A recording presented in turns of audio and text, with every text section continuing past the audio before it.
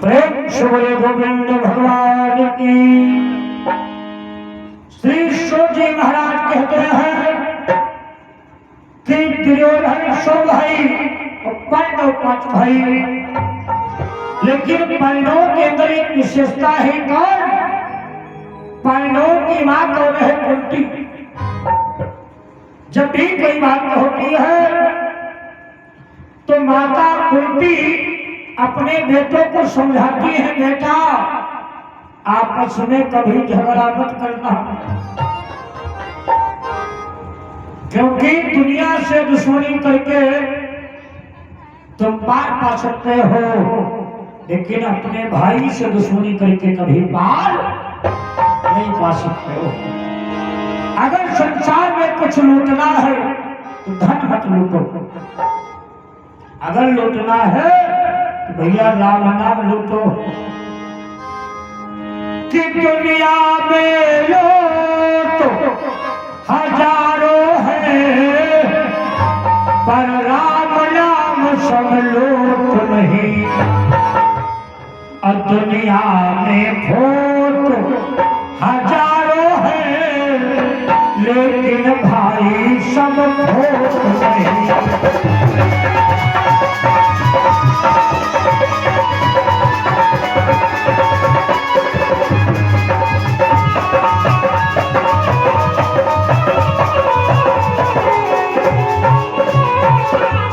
कभी लिखता है, चाहे वो गांव हो, चाहे जिला हो, और चाहे प्रदेश हो, जहां पर फूट पड़ गई वहां कभी कल्याण होने वाला नहीं है। तो मैया कुंती सदैव शिक्षा देती है कि भाई भाई आपस में झगड़ा मत करना, जबकि हकीकत में राज किसका है? पांडवों का। राजा पांडव जो है वो राजा थे, और धृतराष्ट्र राजा नहीं था। भाई कार्यभार सौंपा गया, लेकिन बेईमानी से राज्य हड़प लिया। राजा पांडव को जो श्राप मिला था, कथा आती है, कंकर्षि ने श्राप दिया था। और श्राप कब दिया?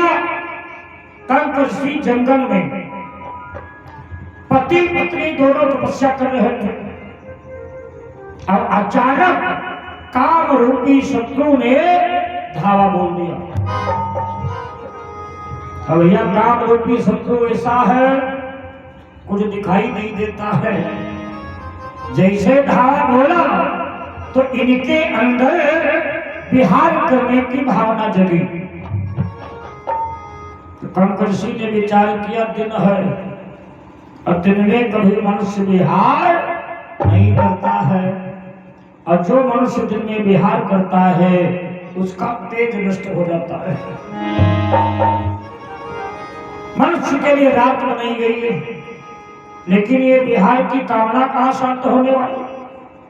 सिद्ध योगी थे कंकर्षि, उन्होंने अपना भेष बदला, घरवाली का भेष बदला, विहार आरंभ हुआ। अच्छा, विहार करते करते कंकर्षि ये भूल गए कि हम किस भेष में हैं। उन्होंने दहाड़ मार दी। तो जैसे शेर की दहाड़ मारी तो राजा पांडव जंगल में मौजूद थे। इन्होंने विचार किया कि लगता है किसी को शेर ने धड़ दबोचा। तो राजा पांडव ने अपने कर्कश से एक बाण निकाला, जिसका नाम है शब्द वेदी बाण। शब्द वेदी का मतलब है जहां से शब्द निकले वही लगे। और शब्द कहां से निकला है? हृदय से। तब मुख के नाम बाहर आता है। बाण गया और कंकर्षि के वक्षस्थल को विदीर्ण कर दिया। जैसे विदीर्ण किया, कंकर्षि मनुष्य के भेष में आ गए। बड़ी जोर चिल्लाए कि बलमहा चुलातो वीर जो होई, रक्षा करैया जो आवश होई।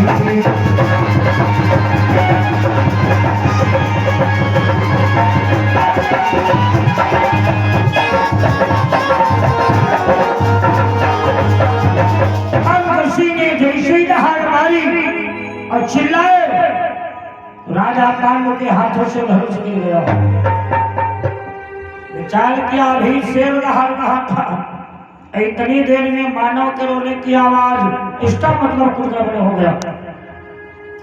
राजा पांडव दौड़ करके आए तो क्या देखा, एक महात्मा बड़ा कराह रहा है, क्षमा मांगी, लेकिन काम में जब बाधा पड़ती है तो क्रोध आता है।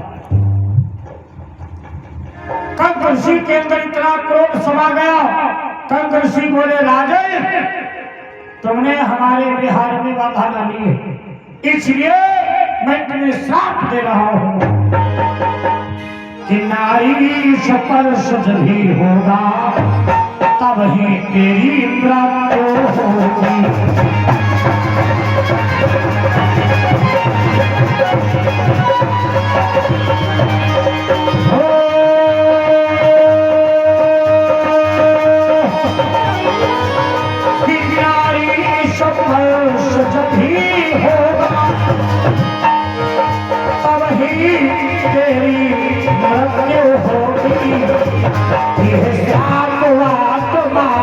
देती है आप आत्मा ये साप आत्मा देती है जो कभी नहीं पता होगी।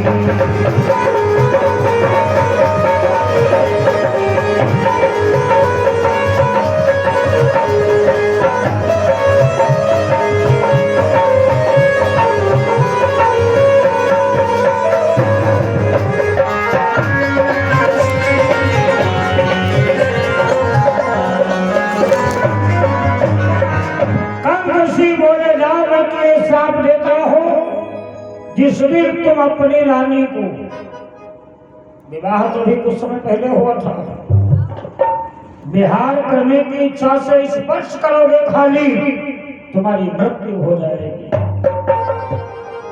बोलो, राजा पांडु का जीवन नरक हो गया।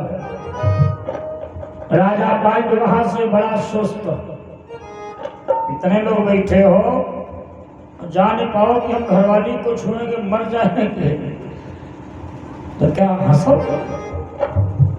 राजा पांडु महल में गए, बड़ा चिंतित। देवी कुंती ने देखा, देखो अर्धांगिनी वही अच्छी है जो अपने पति के चेहरे को देख करके समझ जाए कि मेरा पति खुश है कि दुखी है। देवी कुंती बोली, स्वामी क्या बात हुई? राजा पांडु बोले, दूर रहो, मेरे पास मत आना।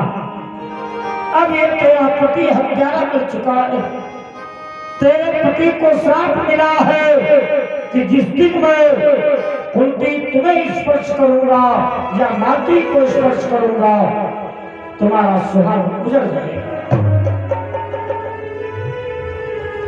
रानी कुंती 4 कदम पीछे हट गई, बोली कोई बात नहीं, मेरा पति हमसे भले न बोले, लेकिन कम से कम सुहाग तो अमर। बात क्या हुई? तो राजा पांडु ने पूरी बात बताई।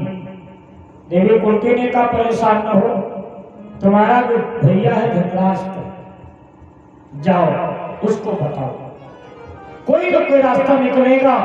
राजा पांडु रात में गए कहा? धृतराष्ट्र के पास। आइए ध्यान देना, अगर धृतराष्ट्र चाहता तो बता सकता था, लेकिन अंधरा भैया बहुत बड़ा कपटी। हाँ, धृतराष्ट्र बोला जो हमें बता रहे हो एक कल समाज में बताना। ये का कहा भैया कपटी। रात जो तो बीती, देखो चिंता और चिता में एक बिंदी का अंतर है। जब चिता जलाती है लपट होती है, धुआं निकलता है, लेकिन हाय जब चिंता जलाती है तो न भैया लपट होगी न धुआं होगा। कि चिंता सापनी को नहीं खाया, चिंता सापनी को नहीं खाया, चिंता सापनी को नहीं खाया, चिंता सापनी को नहीं खाया। वो जग जाहि आया, वो जग जाहि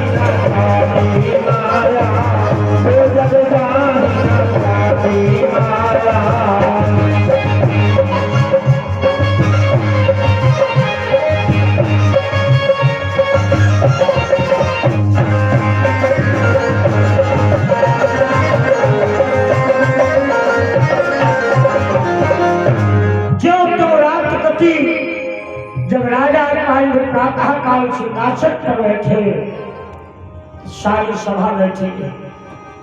राजा पांडु ने कहा एक बात बताओ, अगर कोई प्राणी अपराध करे तो उसे क्या मिलना चाहिए? प्रजा से आवाज आई, दंड मिलना चाहिए। तो राजा पांडु बोले अगर राजा अपराध करे तो भाई पॉइंट है, ये थोड़ा विधायक का बेटा है, छोड़ दो ना। तो आवाज आई, उसे भी दंड मिलना चाहिए। तो राजा पांडु ने अपनी गलती स्वीकार की। अगर आज भी भैया हर आदमी अपनी गलती मानने लगे, बोलो झगड़ा होगा? नहीं होगा ना। लेकिन आदमी रात में चोरी करता है, कहता कोई देखता थोड़ा।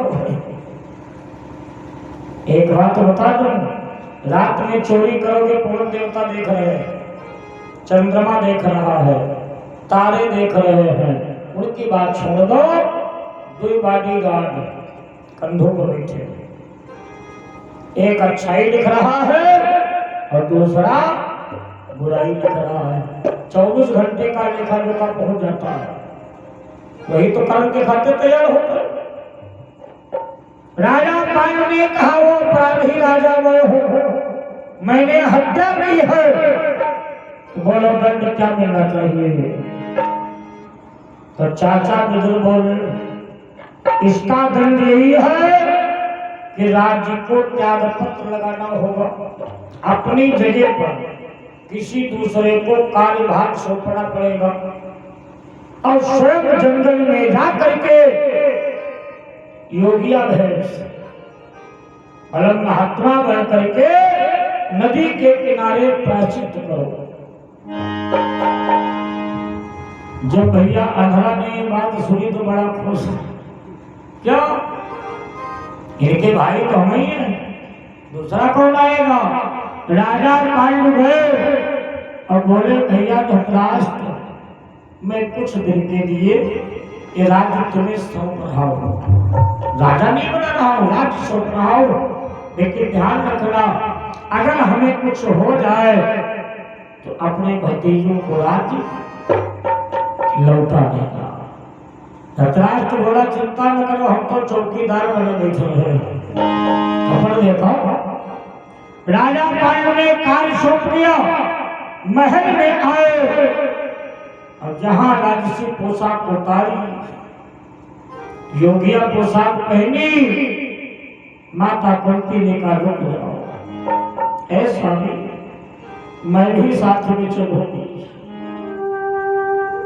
तो राजा पांडु ने कहा पाप मैंने किया, मैं अकेला भोगूंगा। तो माता कुंती कहती है तुम भोग रहे हो, क्यों? मैं आपकी कौन हूं? अर्धांगिनी। ऐ माताओं, अर्धांगिनी का मतलब है पति के शरीर का आधा भाग तुम्हारा है और तुम्हारे शरीर का आधा भाग पति का है। अगर पति कोई पाप करता है तो तुम भी हिस्सेदार हो, और तुम पाप करती हो तो पति भी हिस्सेदार है। माता कुंती ने कहा बोलो, जब आपने धनुष चलाया था तो क्या एक हाथ से चलाया था? क्या नीति की बात है भाई? दोनों हाथ लगे होंगे, इसलिए आधे पाप की जिम्मेदार मैं भी हूं। अगर आजकल की माताएं होती तो सीधे कहती मरिगो तुम्हारा नाश हो जाए, मना कहेगा ना जाए। दरोगा जी हमें कोठरी में बैठो, पकड़ ले जाओ। इसका कर्तव्य नहीं है माताओं, आपका एक कर्तव्य है कौन? पति की रक्षा करना। एक ही धर्म एक व्रत मेरा, एक ही धर्म एक व्रत मेरा, एक ही धर्म एक व्रत मेरा, एक ही धर्म एक व्रत मेरा, काल बचन मरो पति पद मेरा, काल करना पति पद मेरा।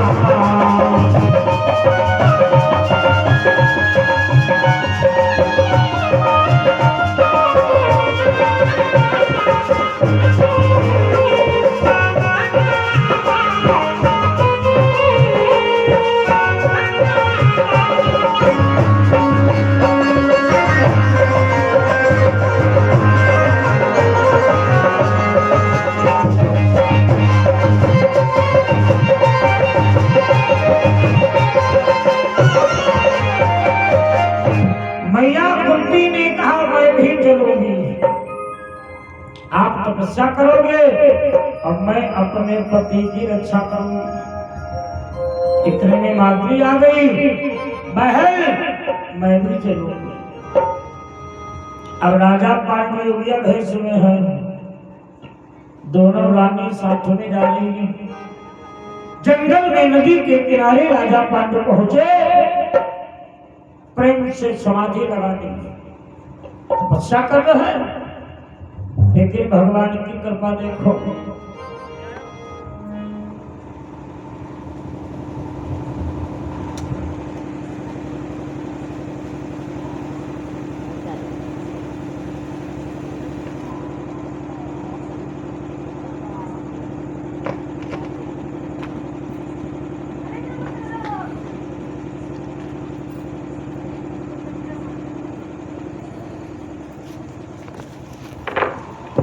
प्रेम से बोले गोविंद भगवान की।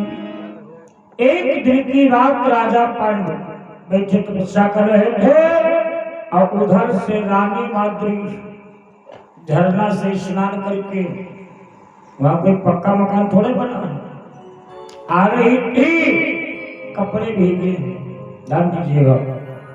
अब जैसे कपड़े जो भीगते हैं तो शरीर से चिपक जाते हैं। राजा पांडु की निगाह पहुंची, जैसे निगाह पहुंची तो राजा पांडु अपने को संभाल नहीं पाए, उठ के खड़े हो गए। रानी माद्री ने देखा, स्वामी 4 कदम बोल लो, क्योंकि मालूम है मेरे पति को श्राप है, आप हमें छोड़ोगे मेरा सुहाग मिट जाएगा। तो राजा पांडु ने कहा चिंता न कराओ, हुई है सोई जो राम रचि राखा, हुई है सोई जो राम रचि राखा, हुई है सोई जो राम रचि राखा, हुई है सोई जो राम रचि राखा। ओ कोई कर को बढ़ावे शाखा, ओ कोई बढ़ावे शाखा, ओ कोई बढ़ावे शाखा।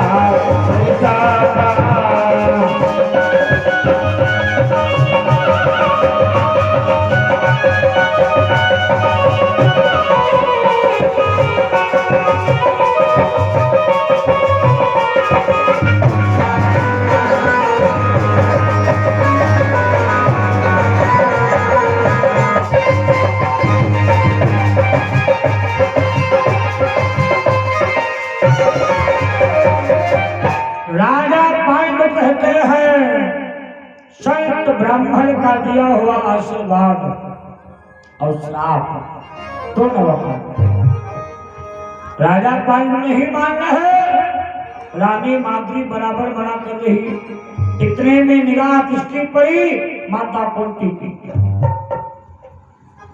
माता कुंती ने माद्री को डांटा, बोली बहन कोई बात नहीं, पति नहीं मानना है तो मर जाने को। अब राजा पांडु चौंके, कुंती बड़ी रानी है। तो माद्री ने कहा दीदी क्या कहती हो? तो मैया कुंती ने कहा सुनो कि यदि मेरा पति मर जाएगा फिर भी मैं पुत्र बना लूंगी।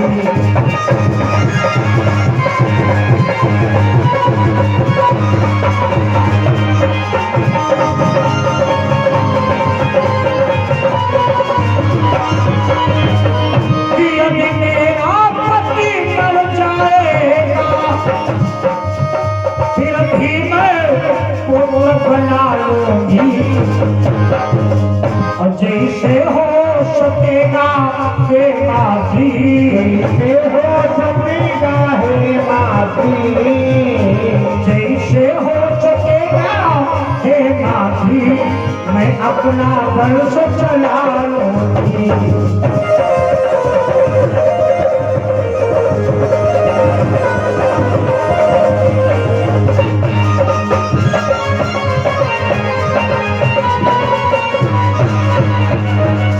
मैया कुंती ने कहा पति नहीं मानना, मर जाने दो। अगर पति नहीं होगा तो क्या मैं पुत्र नहीं बना सकती हूँ? जहाँ राजा पांडु ने सुना मरने के बाद भी बेटा बना सकती है, तो राजा पांडु खड़े हो गए, बोले देवी कुंती, ये तुम्हारे पास शक्ति कहाँ से मिली?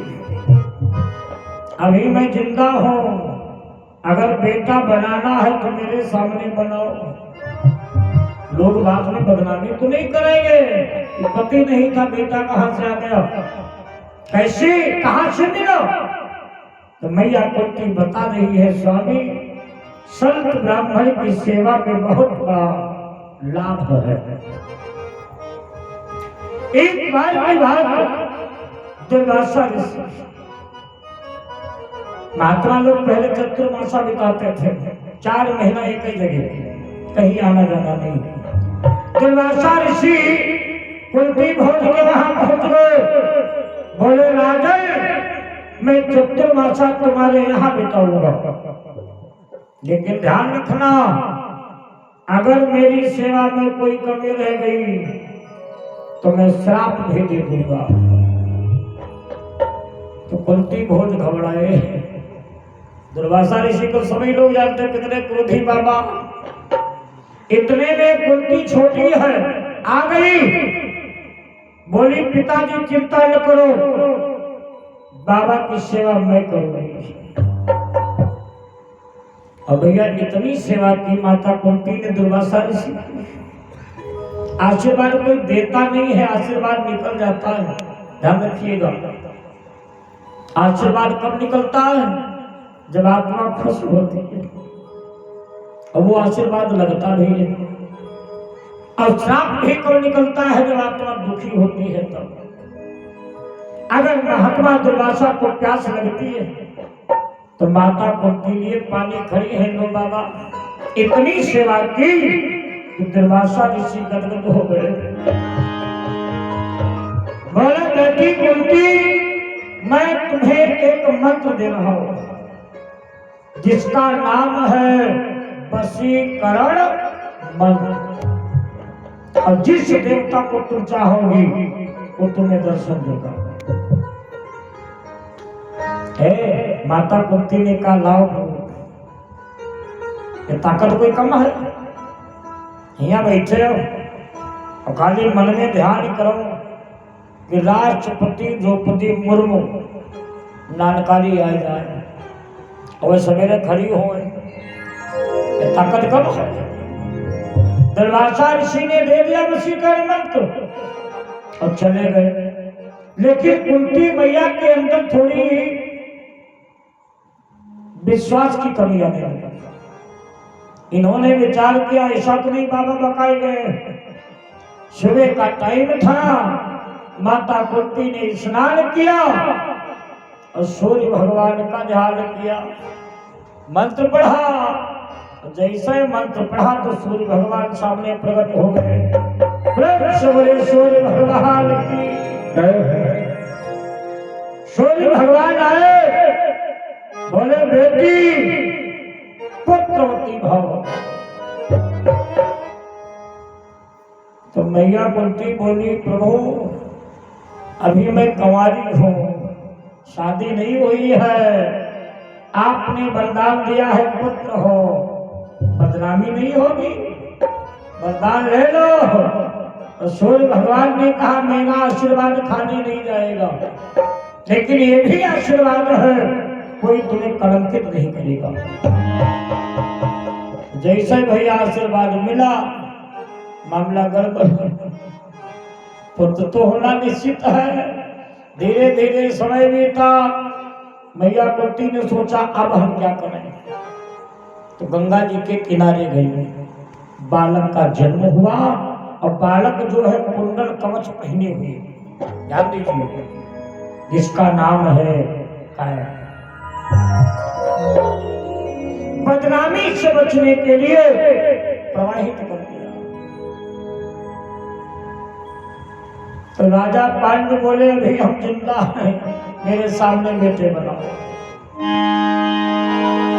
मैया कुंती को आज्ञा मिली, धर्म का आवाहन किया। धर्म की कृपा से एक युधिष्ठिर नाम का बेटा प्राप्त किया। पवन देवता का ध्यान किया, उनकी कृपा से भीम नाम का पुत्र प्राप्त हुआ। इंद्र का ध्यान किया, जिनकी कृपा से अर्जुन प्राप्त हुआ। और अपनी छोटी बहन माद्री के घर अश्विनी कुमारों का आवाहन किया। अश्विनी कुमार कौन है? देवताओं के डॉक्टर, परम विद्वान। 2 पुत्र प्राप्त हुए, नकुल और सहदेव। और जब 5 बेटे सामने पांडु ने देखा तो ठहाका मार के हंसे, है कभी कुंती कि मुझको जीने का शौक नहीं, अब 5 पांडव जिंदा है।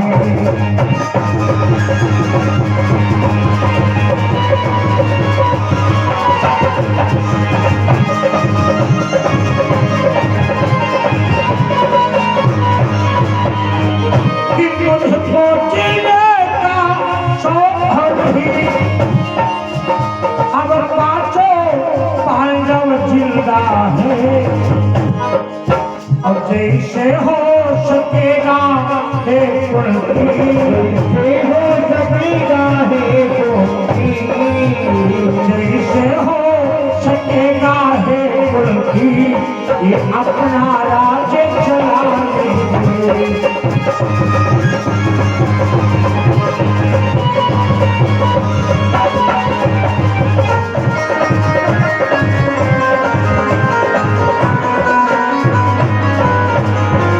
राजा पांडु ने कहा, अगर मैं मर भी जाऊं 5 पांडव जिंदा है।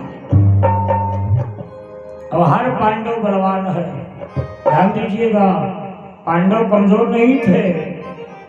एक पांडव अगर अपने पर आ जाता, दुर्योधन भाई तो सब जरूर है, लेकिन एक ही पांडव का था। इतना कह करके जहां राजा पांडु ने माद्री को स्पर्श किया, पेट में दर्द उठा, राजा पांडु का देहावसान मैया माद्री की गोदी में हो गया। अब विचार करो, जिस नारी का पति भैया नारी की गोदी में मर जाए, क्या अपने को बर्दाश्त कर पाएगी? रानी माद्री ने भी शरीर त्याग दिया। मैया कुंती ने संस्कार किया।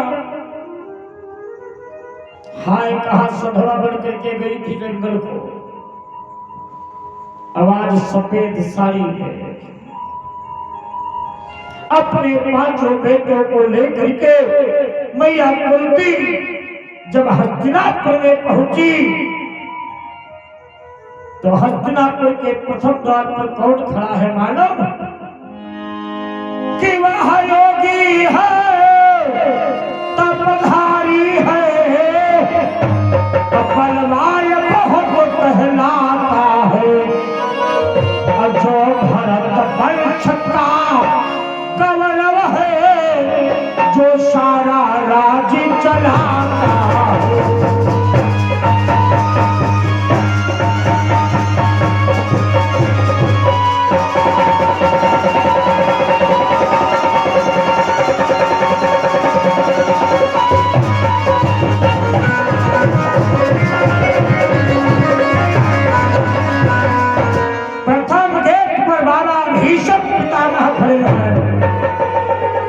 माता कुंती ने जैसे ही प्रणाम किया तो भीष्म बाबा पहचान नहीं पाए। भीष्म बाबा बोले, बेटी कौन हो? तो माता कुंती बोली, बाबा आपकी बहू राजा पांडु की रानी कुंती है। तो भीष्म बाबा गिरकारी मार के रोए, है बेटी कि सधवा बल करके आई थी, अब विधवा पल में दिखलाती हो, अब क्या कारण भला बता बेटी, जो से आज छुपाती हो।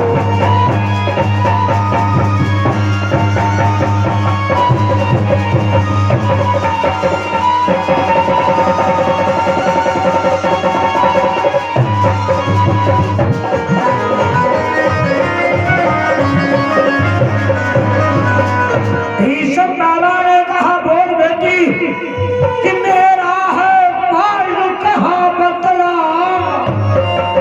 जो विधवा पर में दर्शाती। अब क्या हुआ लाल को मेरे अबो, जो बेटी नहीं बताती हो।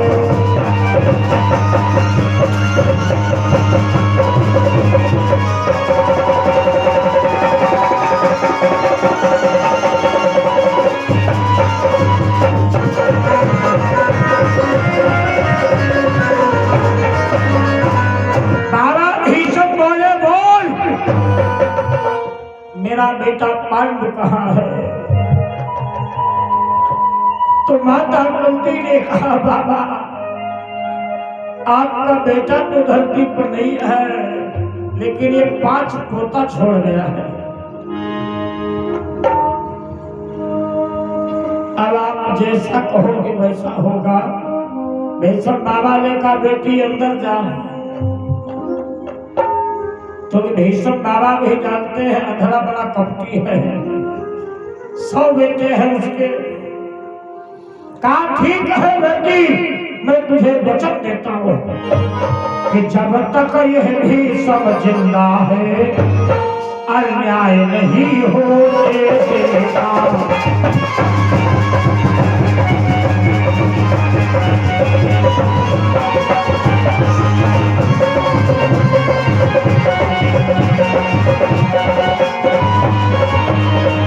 कि जब तक यह भी सब जिंदा है अन्याय नहीं होने देगा। और जैसे हो सकेगा हे बेटी हो सकेगा हे बेटी, जैसे हो सकेगा हे बेटी ये तेरा राज दिलाएगा।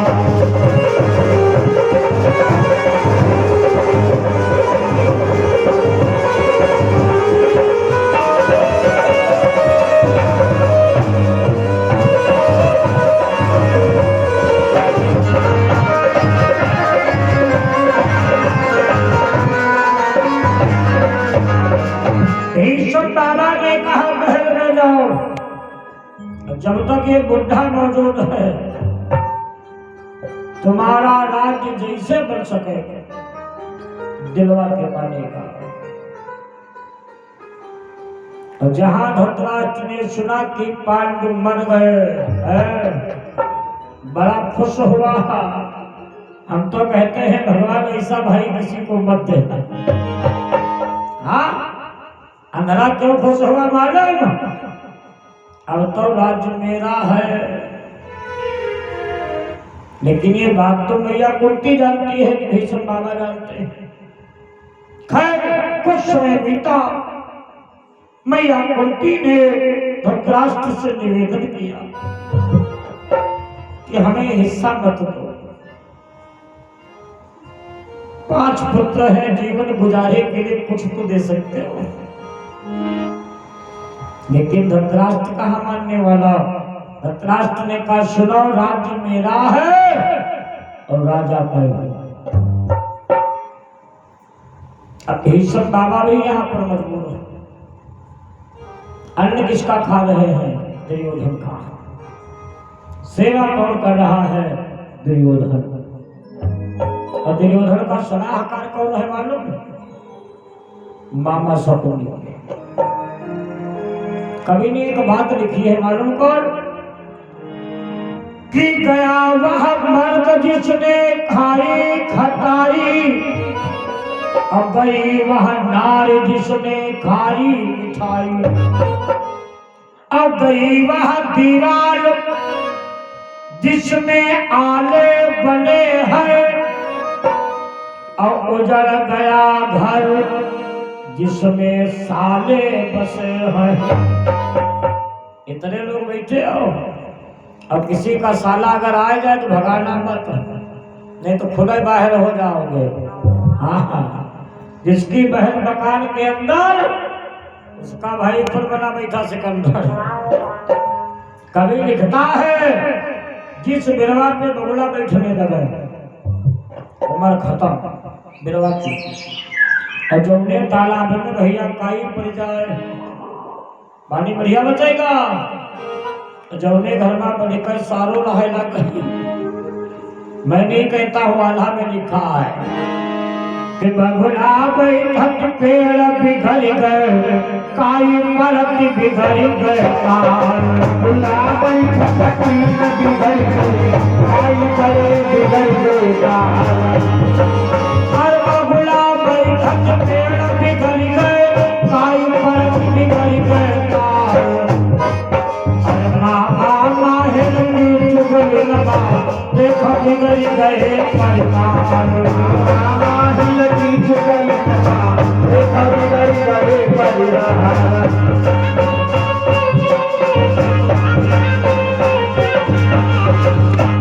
आज मामा शकुनी कौन है सलाहकार।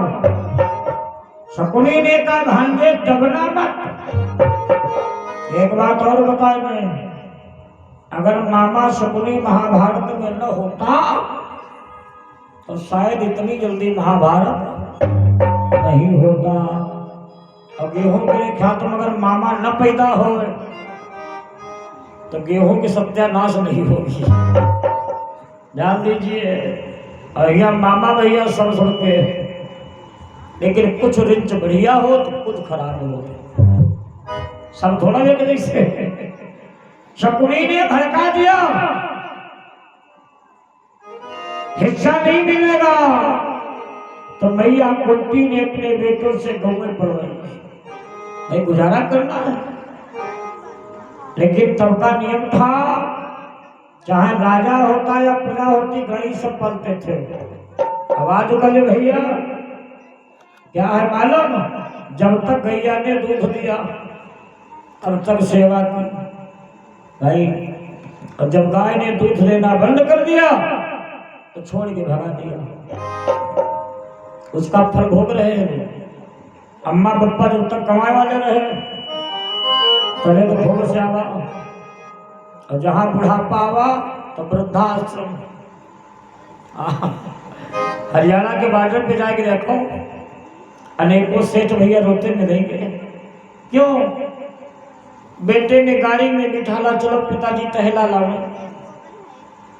टहलाने के बहाने से गाड़ी से उतारा का थोड़ा रुको भी आते हैं, गाड़ी लेके भाग गए। बेचारे रो रहे हैं, जैसे तुम गौओं को भगा रहे हो भैया छोड़ के, वैसे बुढ़ापे की हालत है। मैया कुंती गौएं पलवाती गुजारा कर रही है। लेकिन एक दिन की बात सुनो, व्यास जी लिखते हैं महाभारत में,